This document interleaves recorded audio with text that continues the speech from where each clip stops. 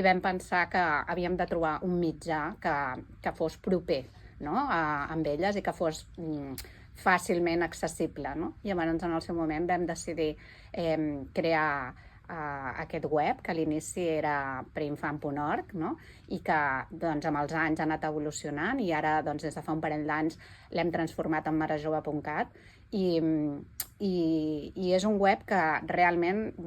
fa una funció espectacular perquè,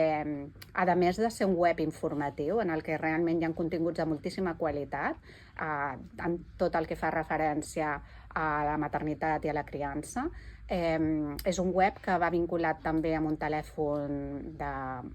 mòbil, amb un WhatsApp, i a través d'aquest telèfon és un telèfon de consultes. Ens arriben consultes, de fet, de tot el món, perquè com que és un web, doncs evidentment no té límit territorial, i és un web a través del qual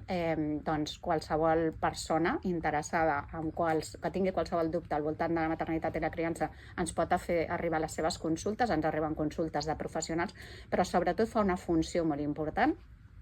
des del meu punt de vista, i és que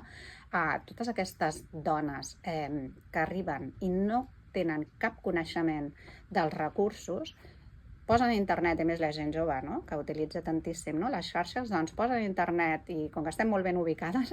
en el cercador, estoy embarazada, necesito apoyo, surt preinfant, o marejove.cat en aquest cas, i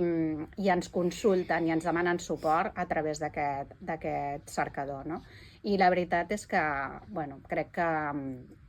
que fa una feina social força important.